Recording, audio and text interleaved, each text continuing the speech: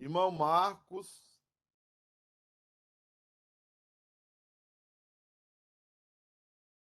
Bom dia. Marcos, deixa eu falar uma coisa pra você. Essa Tandara da seleção de vôlei é sua parente? É, Ela tá dizendo na cacheta. mas nunca vi, né? Mas é parente. Eu pensei que ela era homem. Mas é. Mas Segundo, não é. segundo a ideologia de gênero. Ah, meu Deus do céu, vou te falar. A situação tá fácil pra nós, não. É, Rapaz, muito bom. Como é que foi o Marcelo lá com os adolescentes? foi bom, foi bom. Bom dia, irmãos. Bom dia, Everton. O Felipe quer ir pro jovem, não. Eu falei, você vai, você vai. Bom dia, irmãos. Ô, muito bom. Fala, Cris, não. Fala, Lu. Muito bom o trabalho dos adolescentes. Viu? Ontem eu recebi uma turma aqui elogiando o trabalho ontem. Muito bom. Bom, Deus está cuidando. O problema dessa igreja aí é o Kisney. Nós vamos resolver isso logo. Bom dia, irmãos. Bom dia, Lu. Bom dia. Bom dia, Rodrigo. Parabéns pela van, Rodrigo. Obrigado. Não faça como o Kisney, não fica orgulhoso, não. Esse agora trabalha, né? Aí. O Herda... Quem foi pro casamento aí da filha do Erione? Nós precisamos Eu saber. fui. Você já fez seu teste? A gente não ficou perto, não. Já peguei isso aí. Ah, Deus. Fala, doutor Reverendo Marcelo. Tudo bem? Bom dia. Bom dia. Ó, a sua esposa irá na igreja hoje? Sim, Tá. Eu preciso conversar com ela. beleza. Tá bom? Gente, ó, já estamos passando da hora 3 minutos. É o que temos hoje dia, né? É o que há. Então vamos. Minha última escola dominical de sair de férias. Deixa eu tentar sobreviver aqui. Vamos falar um pouco hoje sobre. Deixa eu pegar aqui. Falar um pouco hoje sobre segunda obra. Deixa eu só compartilhar. Tá dando para ver aí, né?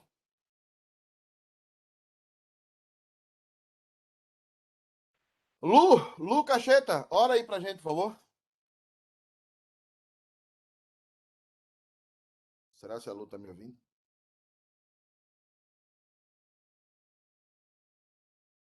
Lu, câmbio! Cacheta, avisa sua mulher que ela vai orar.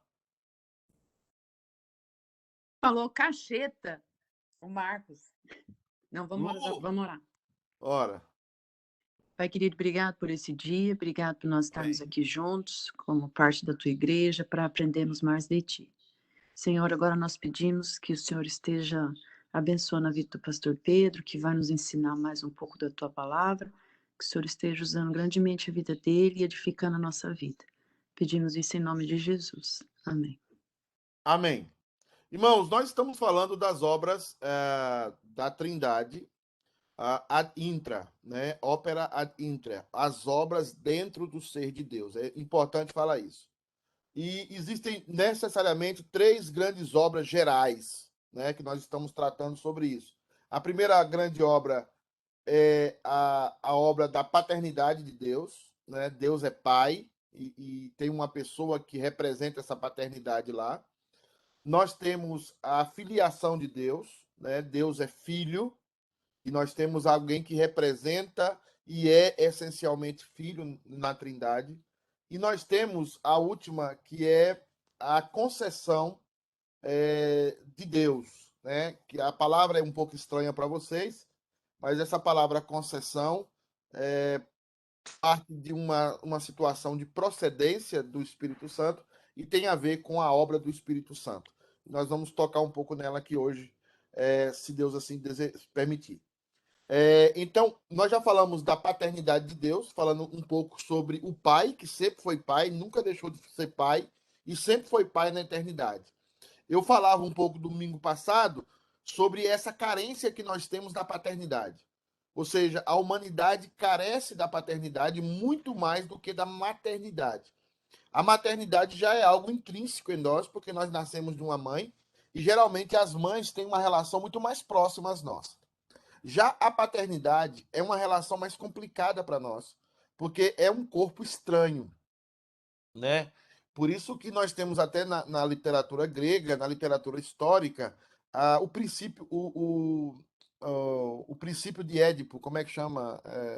O complexo de Édipo, aonde o filho se apaixona pela mãe, porque a mãe e a mãe pelo filho, e isso é uma questão nossa, nós somos muito mais próximos das nossas mães do que dos nossos pais. Isso tem a ver com a queda.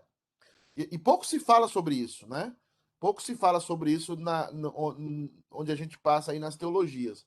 Porque as pessoas não entendem que a falta da paternidade é que causa todo o problema da queda em nós. A ausência paterna de Deus causa todo o problema em nós. Então você vai perceber que toda a luta da humanidade e que toda a guerra da humanidade é contra o pai. Ela está irada contra o pai, ela está com raiva do pai. Até mesmo os ateus, eles têm um problema emocional. Eles não são ateus por uma questão científica, uma questão objetiva ou sem sentimentos. Eles são ateus porque tiveram alguma relação emocional com alguma relação emocional com a religião e, consequentemente, alguma relação emocional com o pai. Então, a ideia é aqui restaurar a nossa relação com o pai. Então, Deus, a princípio, ele é pai e é eternamente pai, e é o único pai que pode suprir as nossas necessidades mais complexas, mais profundas. E aí nós temos a filiação de Deus. Mas Deus também é filho, né? Este atributo pessoal é única e exclusivamente relativo ao filho, não ao ser divino completo. Então, só o filho é filho. Eu sei que é uma redundância, mas é só o filho vai nos ensinar como nos comportar como verdadeiros filhos. É importante notar que o problema não está no pai. O problema está no filho. Ou seja, a nossa relação com o pai não é Deus que errou, não é Deus que tem problemas, não é Deus que não cuidou de nós. Lembra da parábola do filho pródigo? Deixa eu abrir um pouco aqui para vocês entenderem um pouco isso. Tem mais gente aí. Na parábola do filho pródigo, houve erro do pai? Eu vou falar aqui com o Fábio. O que você acha, Fábio? Eu acho que não. Então me diz uma coisa, porque quando eu cheguei aqui nos Estados Unidos, vocês tinham uma preocupação, e eu via isso nas palestras, que a culpa das crianças não estarem na igreja, os jovens não continuarem na igreja, eram primordialmente da igreja. Não sei se vocês lembram disso. Não sei se vocês percebiam isso que eu estou percebendo. Ou seja, se a gente tiver uma melhor escola dominical, se a gente tiver um melhor trabalho com pré-adolescentes, um melhor trabalho com adolescentes, um melhor trabalho com jovens, nós vamos ter jovens na igreja. Eu não sei se você chegou a defender essa tese. Agora, eu não estou dizendo que não devemos ter trabalho com esse tipo de situação, eu defendo isso. Estava até elogiando o Cacheta aqui, o trabalho que está sendo feito com os adolescentes agora também, com a chegada do Marcelo lá. Mas a minha pergunta é, a culpa por estes jovens não estar na igreja é da igreja? São dos pais? Ou são deles mesmos? Eu vou começar por Wilson, que é um cara que discorda de mim toda hora. Então vou dar a oportunidade a ele de discordar oficialmente agora. Bem, esse assunto aí vai horas de discussão, porque... Não, é bom, nós temos tempo. Estou saindo de férias. Isso aí engloba muita coisa cultural, né, que a gente vive aqui, que não vive no Brasil. né? Quando o jovem aqui, ele não participa muito da igreja, né? Começa com college, né? Começa com a língua, né? Começa, às vezes, com falta de estrutura também. Então, não é um assunto simples, assim, só colocar Certo. os pais, né? Então, Você, certo. Eu lhe digo uma coisa. Quais são as chances do Daniel, seu filho, não continuar na igreja depois que ele ficar jovem? Depois que ele cortar o cabelo, porque ele tá com medo de ficar careca igual você, então ele deixa o cabelo crescer. É compreensível. bem, as chances são muitas. A gente faz o que a gente pode fazer, né? Aí depois é ele Deus. A gente não tem mais controle, né? Então a gente tem que fazer o máximo para inculcar a palavra de Deus, né? O compromisso com a igreja.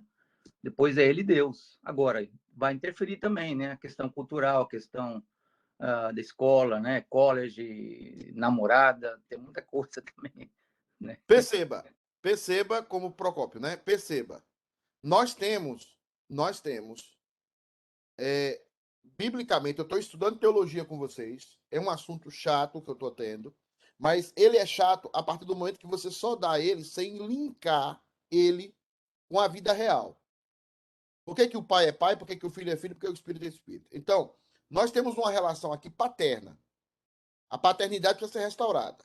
Mas eu estou olhando agora, eu quero que você olhe para a parábola do filho pródigo, que é parte de uma parábola, a gente já falou sobre isso. O pai do filho pródigo era um bom pai, Marcelo Santana. Ele era um bom pai. Não, eu acredito que sim. E por que, que os dois filhos eram desviados? Porque não compete ao pai se o filho vai ser salvo ou não. É em última análise, né? Eu tenho uma outra pergunta para fazer para Rita. Rita, tudo bem, Rita? Você tá no Brasil, filha? Tudo bem, tô. O seu esposo nem acordou, tá? Nós vamos converter ele. Deixa eu falar. No juízo final, um filho vai dizer o que lá no juízo final quando o pai e o filho perguntarem: você vai para o inferno? Por que você vai para o inferno? Ele vai dizer que ele vai para o inferno porque ele não foi acompanhado pela igreja? Ou a igreja que ele estava era uma igreja complicada? Ou ele vai para o inferno pelos próprios pecados dele? Ele vai para o inferno pelos próprios pecados dele. Então vamos juntar as peças aqui. Jesus veio para que nós entendamos, acima de tudo, a ser filho. E nós vamos entender aqui na doutrina do filioque, que é o seguinte: o que é que o filho faz? O filho faz a vontade do pai. Então, vamos ver isso aqui. Jesus chega a dizer: o meu alimento é fazer a vontade daquele que me enviou. O grande problema nosso é o seguinte: filhos devem ser levados à obediência. Filhos devem aprender a obedecer como Jesus obedece. Eu vou falar sobre isso aqui. Filhos não devem ser levados a fazer as coisas como eles acham que devem fazer. E essa deve ser a grande contribuição da igreja. Ensinar os nossos filhos a obedecer. Agora, a desobediência já está dentro deles.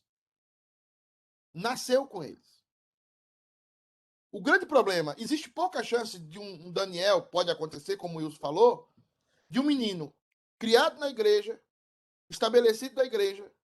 Mas o grande problema da igreja não é você fazer um trabalho só com adolescentes, com jovens, com crianças. O problema da igreja são os pais. Porque os pais perderam a característica de serem filhos de Deus. Ou não se comportam como filhos de Deus. Então não podem ensinar os seus filhos a serem filhos. Se você não obedece, a gente tem aquela frase, não sei se chegou aqui essa frase, mas foi falada muito no Chile e no Brasil. A gente aprende a ser pai, a gente aprende a ser filho quando? O que é que diz o dito? A gente aprende a ser filho quando? A gente aprende a Vira ser pai. quando é pai. Quando você é pai, você vira filho, você começa a entender por que o seu pai agia daquela forma com você e você era tão revoltado. Tão revoltada. Porque você só aprendeu a ser filho sendo pai. E você só aprende a ser pai quando é o quê? Quando você é avô. Quando você é avô, geralmente você aprende a ser pai. E quando você é pai ou mãe, geralmente você aprende a ser filho ou filha.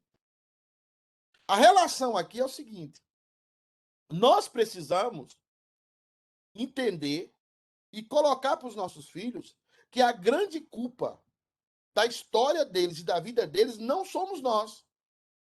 São eles. Eles são responsáveis pela própria história deles. E cabe a nós ensinar a eles a serem filhos. Serem filhos bons para nós e principalmente serem filhos bons para Deus. E a única forma deles aprenderem a serem filhos bons e de nós também aprendermos a serem filhos bons e pais bons é olharmos para o Pai e olharmos para o Filho na Trindade. Porque é lá que está a nossa fonte. É lá que nós vamos descobrir. Agora, quanto à questão de decisão, de salvação, não é culpa de nenhum de nós.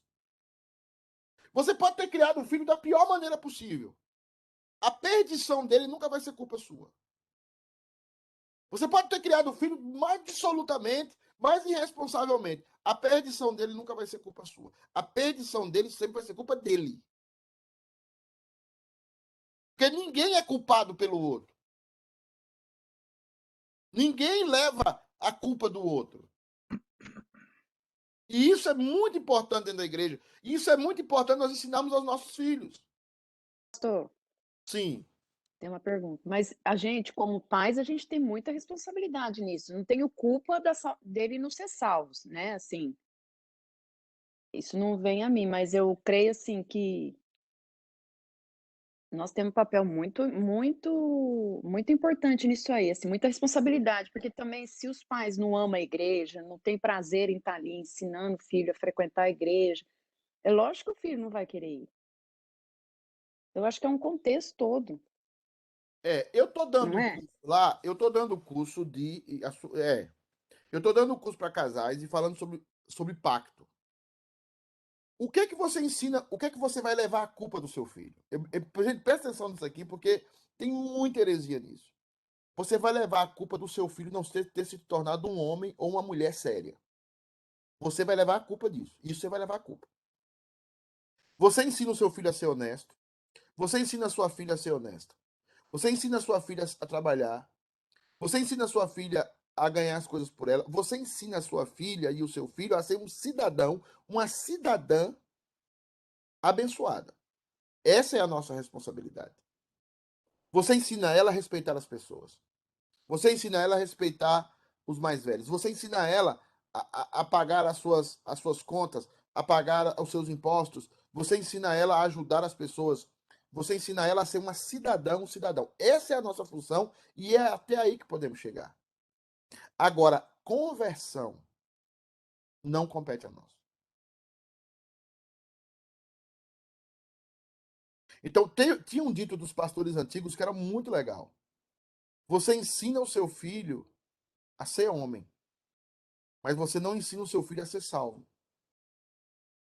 Então, qual é a sua responsabilidade com a sua filha e com o seu filho? Formar um cidadão de bem. Se ele vai ser ateu, se ele não crê em Deus, that's it. Não é sua responsabilidade, porque a fé não, você não tem condição de pôr fé no seu filho. Você não tem condição de colocar ele para ser salvo. E a responsabilidade é dele. Tem gente que é criada por gente séria, tem gente que é criada por cristão, tem filhos de pastores abençoadíssimos. Homens que Deus já usou para salvar milhares de pessoas, mas os filhos são ateus. Os filhos não creem.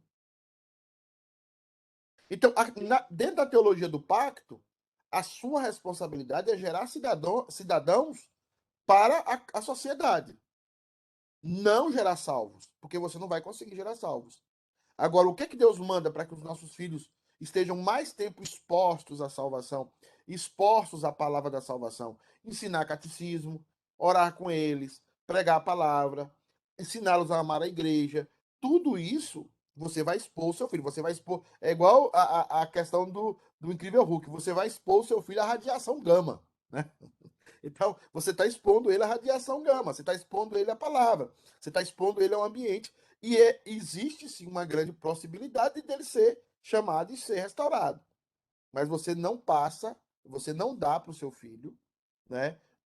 Você não consegue transferir para o seu filho a salvação que você tem, porque a salvação é uma experiência pessoal. Por isso, Jesus é o filho que nos ensina a ser filhos. Jesus é o filho que nos ensina a ser filho. Nunca ele é o filho de Deus eterno. Já falei o conceito eterno para vocês. Ele é o filho Deus eterno, é o filho do Pai Deus eterno. Nunca houve tempo em que o filho não fosse filho.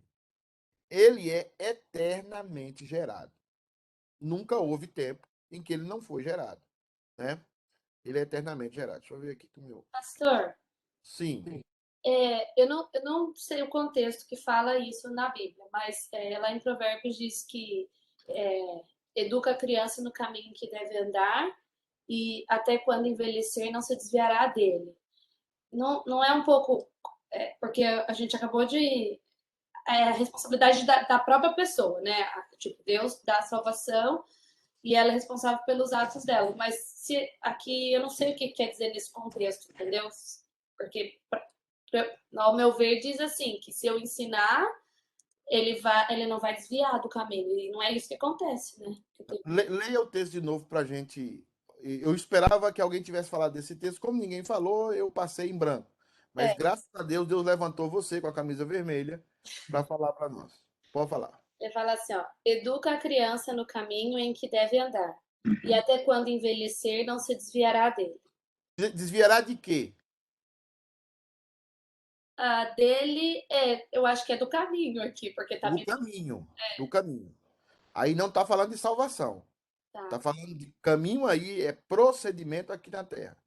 Que seria, no caso de cidadão, se eu ensinar ele a ser um Seria cidadão. a cultura cristã que vai estar nele. Por exemplo, ensina a criança no caminho que deve andar e ainda quando ele for velho, não se desviará da cultura que você ensinou para ele cristã. Tá bom. É verdade, tá minúsculo aqui, não é dele. Então, o caminho aí é a maneira, é a conduta dele, é o que eu acabei de falar aqui. Você tem a responsabilidade de ensinar o seu filho a ser honesto, de ensinar o seu filho a ser um bom cidadão, de ensinar o seu filho a ser uma pessoa que ajuda na sociedade, que contribui para a sociedade. Essa é a sua função. E se você fizer isso bem, certamente você vai conseguir. Você vai colher esses frutos lá na frente. Agora, salvação não depende da criação que você dá para o seu filho. Você nunca cria o seu filho com a esperança de que ele vai ser salvo pelas obras que você está fazendo. Crie o seu filho para que ele seja um ótimo cidadão. E aí, a salvação pode acontecer ou pode não acontecer. É porque senão seria por mim a salvação, né? Não. A salvação dele seria por mim, porque eu estou criando, e não é isso que funciona. Exatamente. E aí a Igreja Católica chega a colocar isso aí no batismo, no sacramento.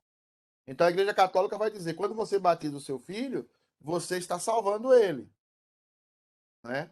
Você está salvando ele, porque ele foi batizado e aquele batismo tem poder de salvá-lo. É a ideia de que filho de crente, crentinho é. Aí teve um pastor, né, bem conhecido no Brasil, falou assim, filho de crente, cretino é. Então, você não passa a sua salvação por osmose. Geralmente, nós, pais, somos cristãos, geralmente é muito complicado e muito difícil, eu vou falar isso com a dor no coração, ter filhos crentes. É muito difícil. É muito difícil.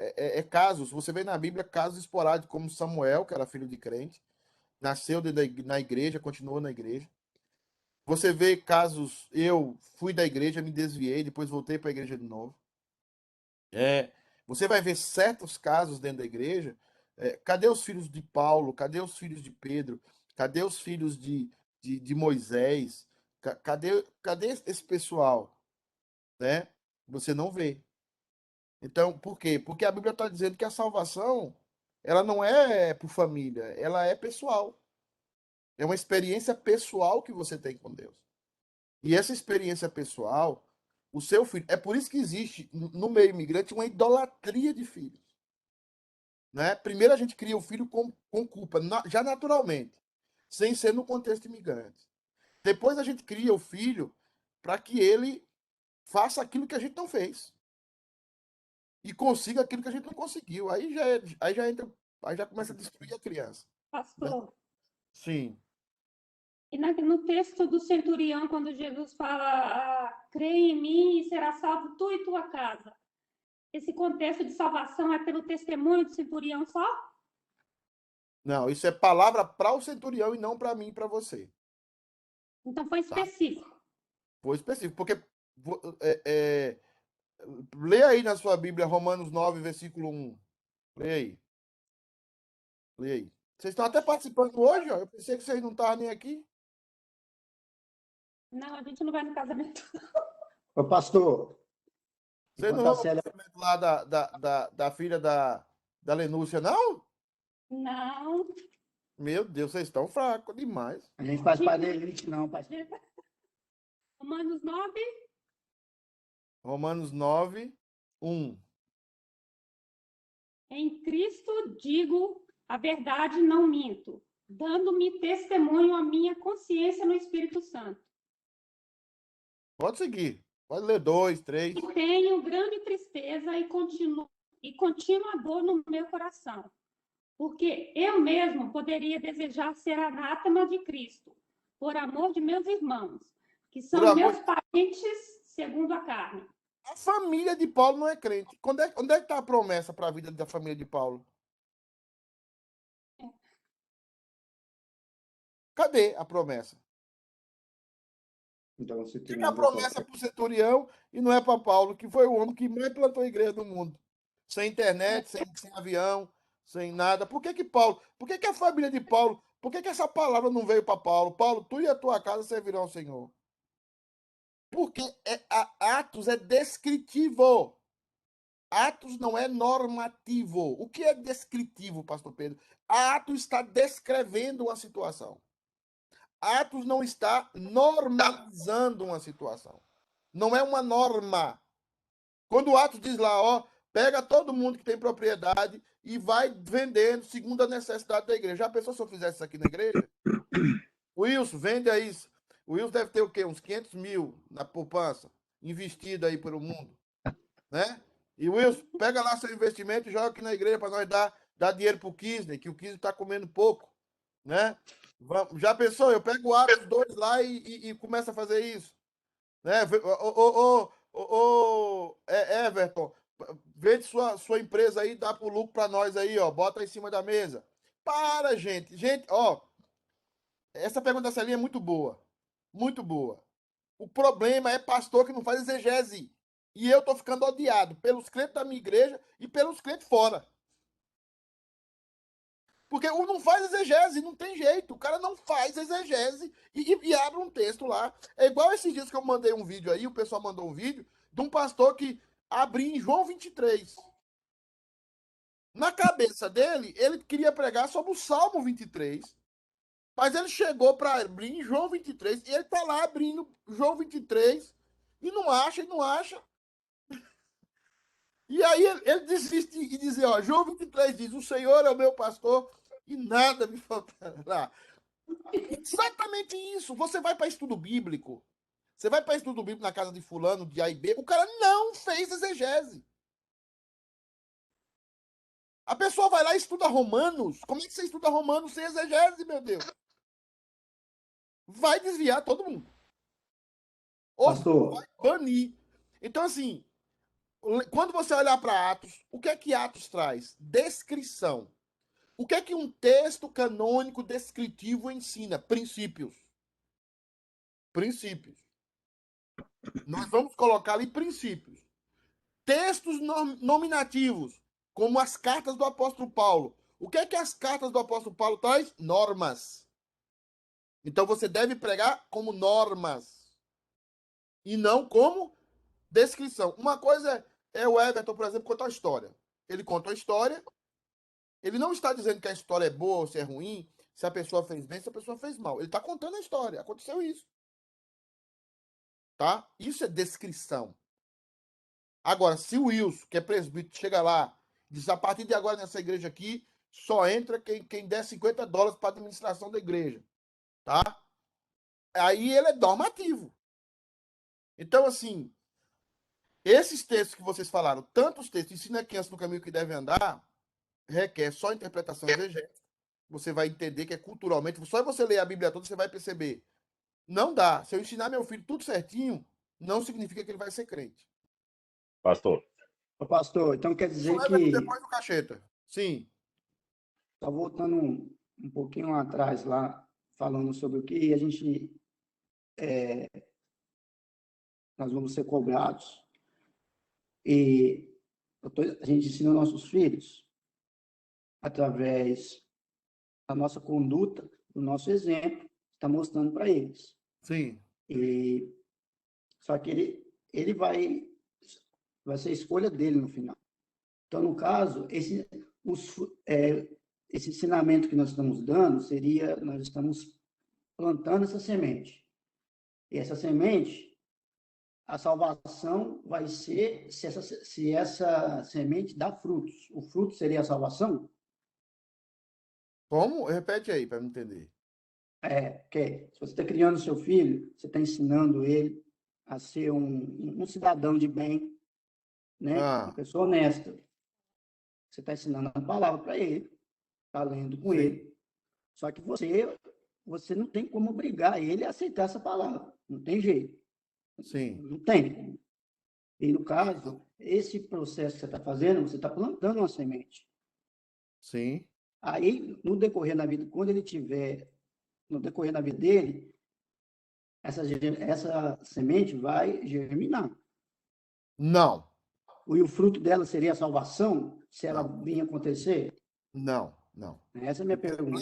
O problema do que você está falando não é a semente, é o terreno. O coração do seu filho e do meu filho é pecaminoso. É. O problema não está na semente que você está colocando lá. A semente que você está colocando lá é boa. É maravilhosa. Mas o problema é o terreno. Quem prepara o terreno é o Espírito Santo. Jesus diz, eis que o semeador saiu a semear. Somos nós. Com os nossos filhos, com quem seja. E nós vamos jogando semente. O coração do seu filho pode ser uma terra pedregosa. O coração do seu filho pode se transformar numa terra cheia de espinhos. Você, nem ele, tem poder sobre o coração dele. Não. Agora, o que Deus manda a gente fazer? Pregar o evangelho. E pregar principalmente com os de casa. O que eu vejo hoje é que nós temos que entender até onde vai o nosso rol, onde vai a nossa função. A nossa função vai nisso, gerar filhos que sejam bons cidadãos. E pregar o evangelho para eles, dando testemunho. Agora, convertê-los não compete a nós. Não compete a nós. Não tem jeito. Não tem jeito. O problema não é a semente é boa. E a semente nós temos que lançar sempre. O problema é o coração dos nossos filhos. Como o coração nosso. Deus tirou o nosso coração de pedra e colocou um coração de carne. Então, é Deus que... Agora, a maioria das vezes, filhos que são bem criados, filhos que são ensinados pela palavra, filhos que amam, pais que amam a igreja, a maioria das vezes, esses meninos se convertem. Tá? Agora, eu não posso ser irresponsável como pastor, e aí seria uma irresponsabilidade minha, dizer, olha, crie seus filhos assim, assim, porque eles vão ser convertidos. Eles vão se dar... Como eu já vi pastor falar, isso é isso é tão errado como a doutrina da prosperidade. Dá o dízimo e Deus vai fazer você ficar rico. Não, não tem condição. Eu não posso falar isso para você, porque eu vou ser irresponsável e cobrado por Deus. O que eu posso dizer é o seguinte, faça a sua função. Realize o que a Bíblia diz que você tem que realizar. Agora, não é certeza que o seu filho vai se converter. Mas isso aí é fácil, pastor. Qualquer pastor que falar uma coisa dessa daí, ou da prosperidade, ou do filho, é só perguntar mostrar lá na Bíblia, não está falando isso aí. Não Simples tá. assim. Exato. Se ele mostrar, senão, pega a bióloga e vai embora. Cacheta. Então, ide para todo mundo pregar o evangelho, né? Isso aí é da função do crente, ele sendo pai ou não. E, para mim, isso é o princípio fundamental do Filho de Deus. Se eu prego o evangelho primeiro dentro da minha casa, né? Com certeza vamos lançar a semente e o que vocês estão falando aí, Deus vai cuidar do terreno. Por que que o pai erra? O pai erra porque ele é pecador, né? Mas a função dele é tentar não errar, é mostrar o testemunho e pregar o evangelho dentro da sua casa. Por que que o filho volta? O filho volta porque ele reconhece que também ele é pecador e que o pai também é pecador, só que lá na casa dele ele tem a morada dele, ele tem o gado dele, ele tem o trabalho, ele tem a música gostosa e ele tem um aconchego, né? Então, quando o filho não volta, é porque o terreno não foi preparado. Agora, isso que eu estava falando, eu vou voltar lá no Wilson, né? O Daniel, que é o menino criado na igreja, a Lara, né? Tem grandes possibilidades. Como é o nome da filha do Everton, que eu esqueço? A Bia. Bia. Tem grandes possibilidades de serem crentes.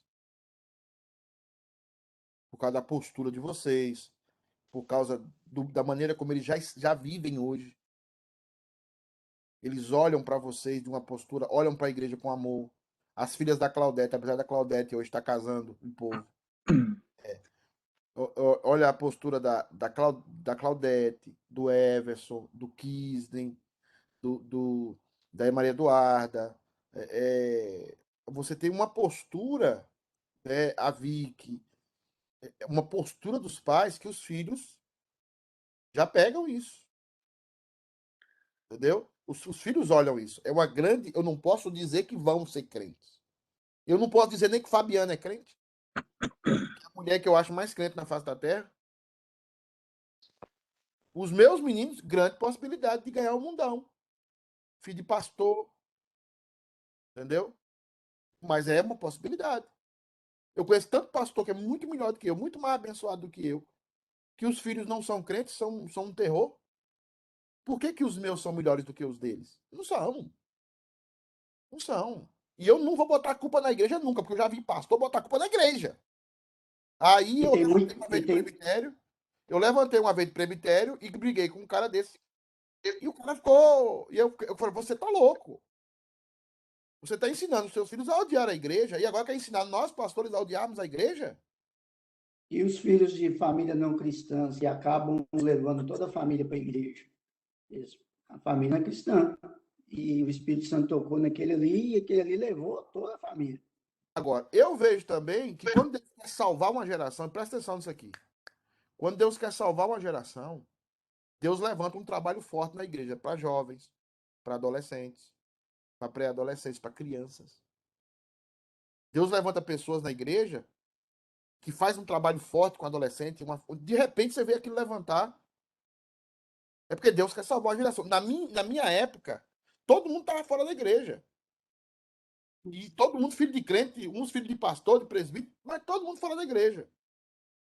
E aí Deus levantou uma pessoa, fez um trabalho tremendo com a gente. E nós éramos mais de 100.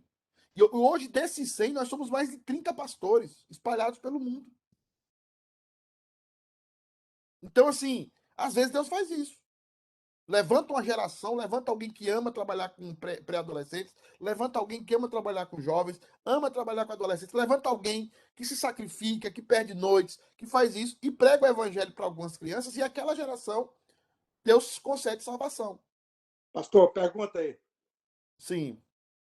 Oi, Iraci, eu não vi a sua pergunta. Eu vi a sua pergunta, mas não tive tempo de ler, meu querido. O Iraci tá de máscara aí, não? Tudo bem. Só para esclarecer o que você está falando. A palavra de Deus nos fala também a nossa responsabilidade como a sociedade da casa, da família e também diante de Deus sobre a responsabilidade de ensinar os filhos, a esposa, e fala também que Deus vai requerer isso da gente.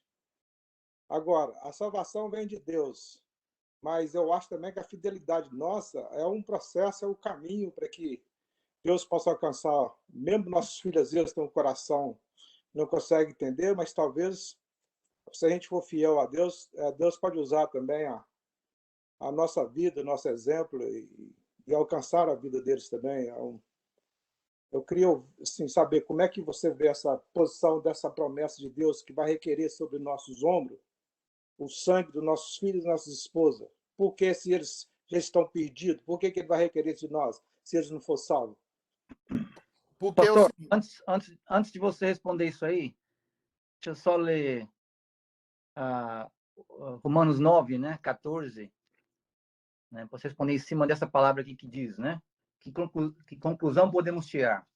Acaso Deus não é justo? De modo algum.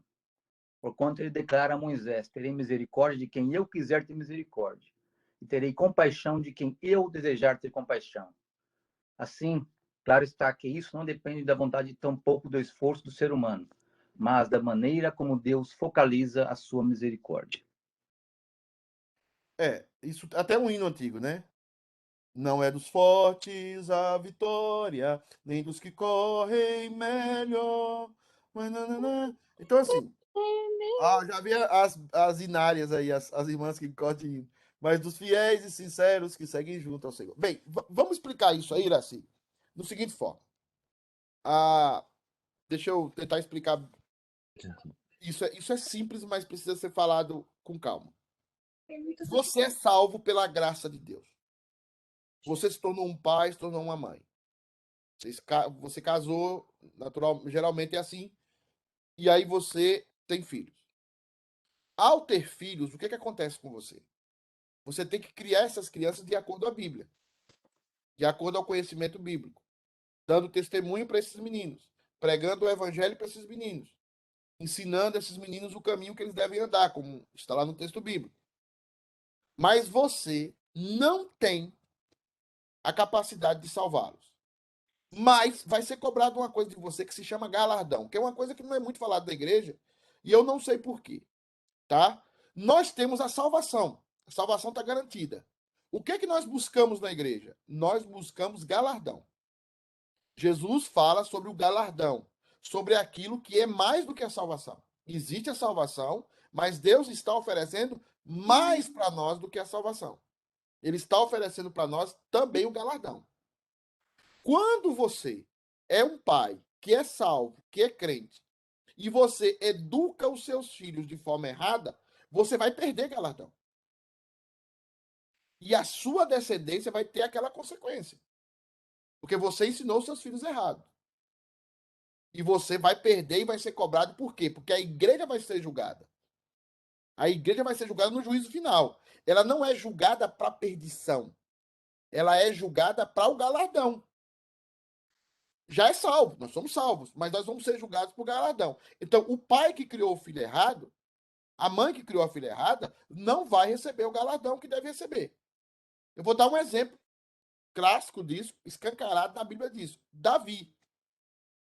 Davi criou os filhos errados. E os filhos foram uma desgraça. O único que ele não criou, que foi criado fora do palácio, foi Salomão. E foi mais ou menos, porque Salomão não podia ver uma mulher. Salomão foi criado por vó, por babá. Menino criado com vó. Menino que faz o que quer. Então ele queria 200 mulheres, 300. Ele queria experimentar de todas as mulheres do mundo. E a Bíblia fala, nisso pecou Salomão. Mas Salomão é filho de Davi. Cadê os outros filhos de Davi? Agora, Davi era salvo? Claro que era salvo. Davi perdeu o galardão, por isso perdeu. Então, quando você educa o seu filho, a maioria de nós, irmãos, precisa dividir uma coisa sobre filho. Eu acho que a maioria ainda não conseguiu. Culpa e amor. Nós confundimos culpa com amor. Tá? Você olha para o seu filho e fala, eu poderia ter feito isso, poderia ter feito aquilo, poderia... É o amor com culpa. O meu filho não vai ser como eu, não vai passar o que eu passei, não vai ter o que eu ter. Isso é culpa. Você está criando o seu filho com culpa, não com amor. O amor ensina o caminho. Sem olhar para a sua história. Se você apanhou muito na sua casa, se você apanhou pouco, tem pai que apanhou muito e aí não bate de nada no filho. Isso não é amor, isso é culpa. Tem pai que não apanhou nada na infância e mete a lenha no filho de qualquer jeito. É culpa. Isso não é amor. Então, a maioria de nós não sente amor pelos filhos. Sente culpa. E isso é um problema. Isso é um problema sério. Você tem que olhar para o seu filho, não que ele vai ser melhor do que você, não que ele vai ser ele.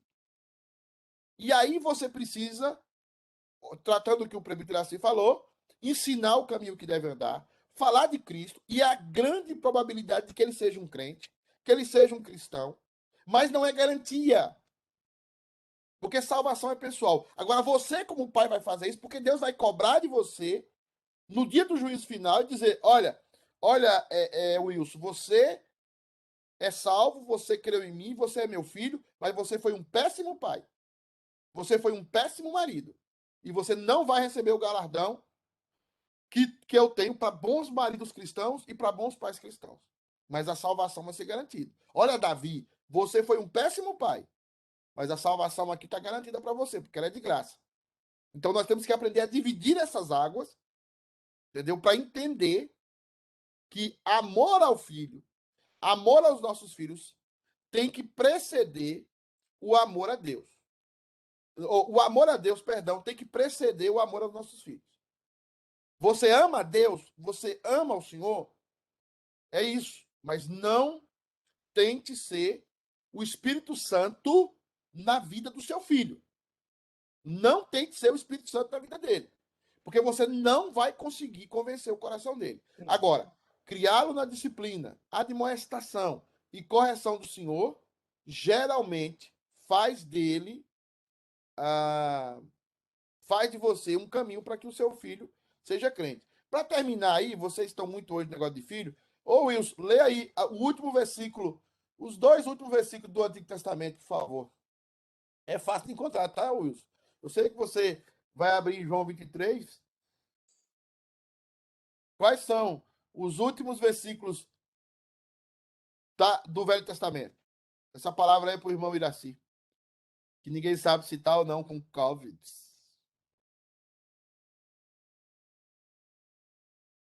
Aquele que dá testemunho dessa palavra afirma, com toda certeza, venho... desculpa, estou lendo o Novo Testamento. Estou lendo Apocalipse. Eu vou falar para o Cacheta orientar você. Malaquias, mano. Fui para... Ai. Aqui, Eis que vos enviarei. Lembrai-vos, eis que eu mesmo vos enviarei o profeta Elias, antes que venha o Gadol, grande e Iaré, assustador dia de Iavé. Iavé. Iavé. O grande e terrível dia do Senhor. E Elias procurará fazer com que os corações dos pais se retratem perante seus filhos, e os corações dos filhos se convertam aos seus pais. Do contrário, eu virei e castigarei a terra com, não sei se a palavra não, desgraça. Tem a palavra aqui no meio. Com muita maldição. Alguém que tem alguma Bíblia normal aí, pode ler aí. Para que eu não venha e fira a terra com maldição.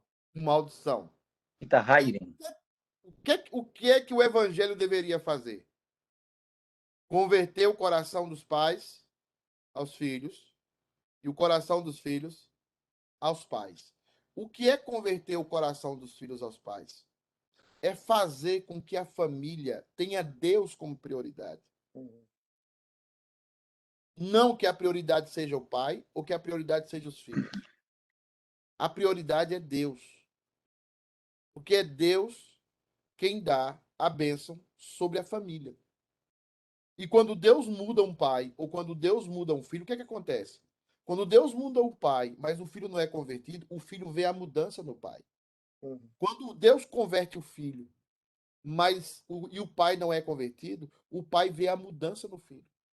O coração do pai se converte ao filho e o coração do filho se converte ao pai. O que Deus quer de nós é testemunho. O resto, quem faz é ele. Deus quer dentro da sua casa que você, de coração, ame em primeiro lugar a Deus. E Deus vai e dê testemunho para o seu filho. Se você é filho e os seus pais não são crentes, dê testemunho como filho de que você é cristão. E o seu pai vai olhar para você, a sua mãe vai olhar para você e vai dizer, mudou. Esse menino mudou. E aí, a conversão do pai e da mãe, a conversão aqui é o seguinte, olhar para você, perceber você, né? fazer com que o pai respeite o filho e o filho respeite o pai. Que haja uma admiração mútua. Porque se isso é quebrado, a terra é quem sofre. A criação é quem sofre. E Deus vai ferir tudo isso com muita maldição, como tem acontecido até o dia de hoje.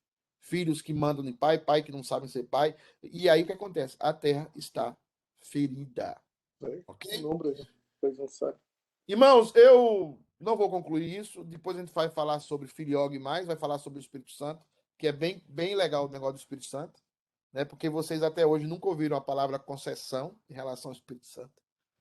Mas vocês vão perceber na Trindade o valor da palavra submissão. Veja bem, Deus de tudo, o valor da palavra a Trindade tem uma marca. Entre eles, se chama submissão. Eles têm prazer em serem submissos um ao outro. Então, dentro da essência da divindade, o que é que rege dentro deles? A submissão. E é o que eu estou tentando fazer com essa igreja. Eu não vou conseguir, porque eu não posso, não tenho poder para isso, só posso falar. Eu estou tentando aqui, ó, que a igreja seja submissa ao conselho. Eu estou tentando que quando um presbítero falar na igreja, todo mundo baixa a cabeça. Eu estou tentando que quando um diácono falar, todo mundo respeite. Eu estou tentando que vocês entendam aquele que está no âmago da Trindade. Eu estou tentando que um pai, quando ele falar, um filho não venha aqui. Eu já vi na igreja, já vi aqui, eu lá do púlpito, o pai reclamar com o filho e o filho danar, estava com uma arminha na mão e danar na cabeça do pai. Isso não pode acontecer. Porque quando ele ficar mais velho, ele vai bater no pai. Vai bater na mãe. Submissão não é inferioridade. Só quem é submisso ao outro, quem tem dignidade. Quem aprende a obedecer, quem aprende a respeitar regras, quem aprende a respeitar a velocidade, tem dignidade.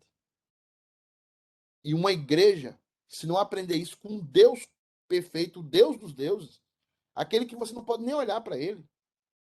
E eu e você, o que nós somos? O que nós somos para nos orgulharmos, para nos arrogarmos de alguma coisa? Então, o dia que a igreja aprender a ter submissão em Cristo, não é o cara tá errado, eu vou ser submisso. Não é isso que eu estou falando. Eu estou falando que dentro do conjunto da igreja, dentro dos trabalhos das nossas casas, trabalhar a palavra submissão como uma honra, como um privilégio, e não como uma carga, como uma inferioridade. Amém, irmãos? Olha, hoje o pastor Ângelo não prega. Se você quiser tirar férias e ir para a praia, pode ir. Hoje o pastor Ângelo não prega. E hoje quem vai pregar sou eu mesmo, tá? E eu vou pregar alguma coisa aí sobre... Eu estou falando alguma coisa porque eu soube de manhã, agora eu estou analisando ainda. Mas deve ser uma pregação motivacional, assim, coach, que o Wilson gosta muito, mas o Cacheta. Então eu vou tentar fazer um negócio bem coach. Eu nem vou na igreja hoje, então. Eu não vou na igreja também, então, não. Já férias. Irmãos, Deus abençoe vocês. Orem pelas minhas Já filhas. Abençoe uns aos outros. Orem uns pelos outros e cuidem uns dos outros. Amém. Deus abençoe vocês. Amém. Tchau, tchau. Amém. Obrigado, pastor. Até mais tarde, pessoal. Tchau. Com Deus.